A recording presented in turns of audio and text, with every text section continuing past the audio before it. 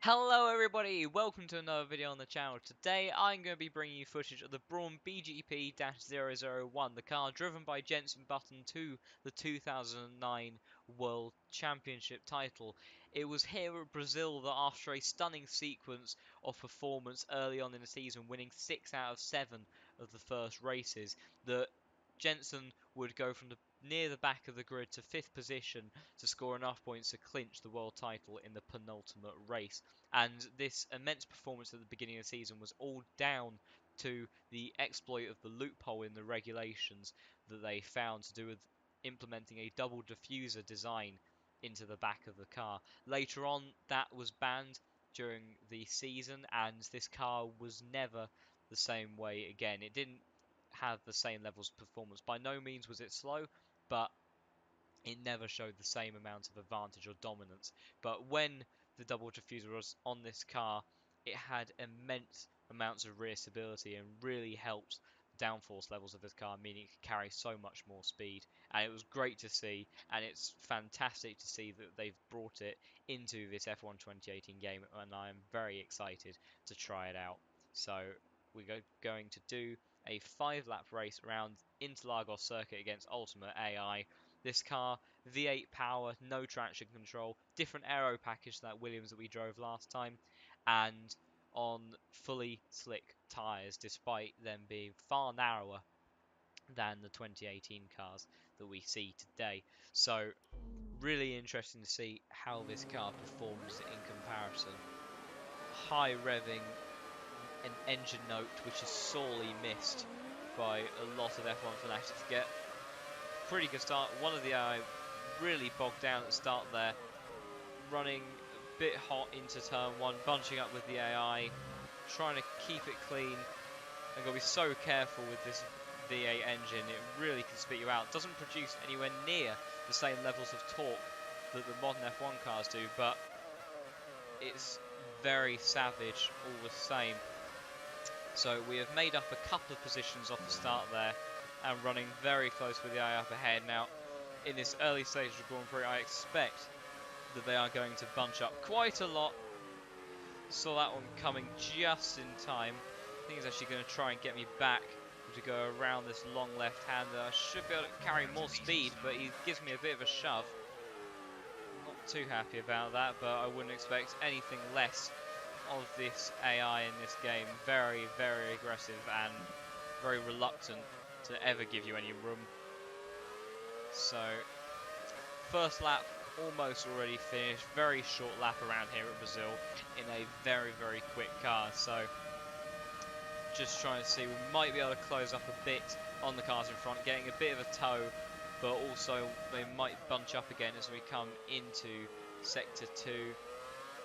Yeah, a bit scruffy through the centre S's there. We might be vulnerable to the car behind us now. It looks like we got a relatively decent exit, or he got quite a poor exit, but seem to be able to hold this position for now. Got a train of about 4 cars up ahead, which seem to be scrapping for position. They don't seem too sure on where they're going, changing constantly. Not talking about making more than one move. We're going to try and take advantage of that as we give it a bit of a dive going into that right-hander. We have made the position stick, and we've got ourselves into the top 10. If we can get a good exit off this final corner, we might be able to use the toe to do something going into turn 1, but I am unsure. Also, will not be able to do that. The AI seem very good at gripping up out of that last corner and getting a good exit. We have got a nice gap to the car behind. He's not too far off, but enough to give me a slight sense of comfort. Already going too wide up ahead. Going to let them sort themselves out. They actually bump wheels, so we're going to try get a good exit out of here, and then maybe see if we can do something going into the beginning of Sector 2. Have got a really big run there. We're actually going to go 3 wide, but we have a really good overspeed going into this corner. Very tight line because we're very much on the inside, but we do get the position done, and that is us into 8th position. Now the cars up the road, they are a bit further ahead, and I don't know if by the end of this we're going to be able to catch them up, but having said that, they do seem to be bunching up again in this middle sector. AI don't seem too comfortable running close together in this part of the lap. As we lock up and go a little bit wide there and get a kick of oversteer as we are in first gear, just trying to bring the car back in towards us. Running a little bit wide on that apex again. Yeah, we're going to be vulnerable to the car behind. Probably run side by side up the hill, but it looks like he might be running a bit more downforce than we are, so we might actually be safe going towards turn 1 unless he takes a dive. It doesn't look like he's going to, so we are okay for now. Not unless we drive like that though, then we won't be okay.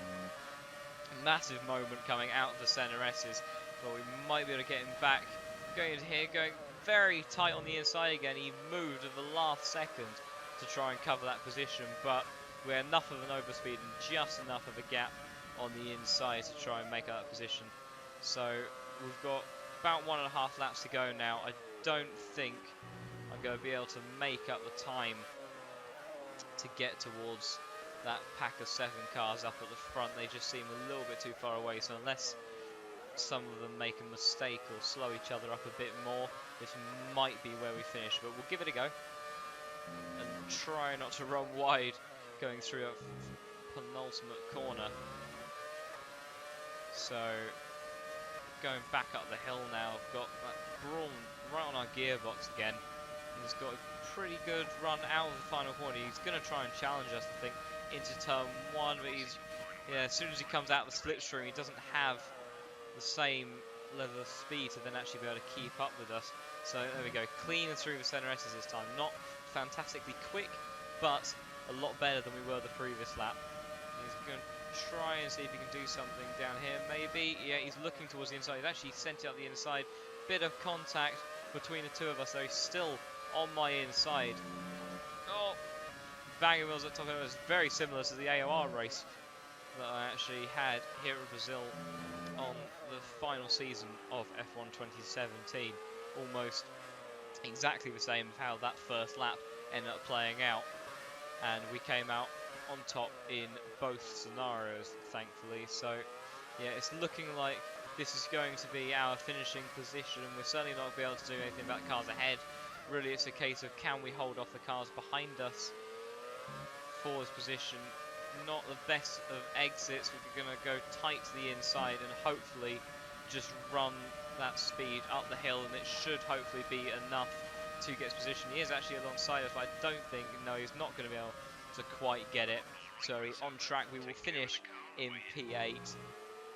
Wow. Well, some great battles with the AI there, but just such a fantastic car, and such an enjoyable car to drive.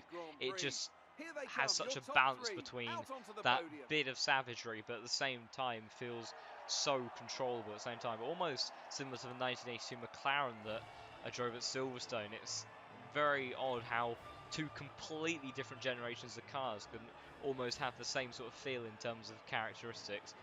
So utterly amazing to drive, and so glad they brought it to the game. But that is going to be it for both this video and all of the classic car showcases. I will be moving on to doing a variety of other F1 2018 content, so stay tuned for that. So thank you so much for watching, and until next time, goodbye.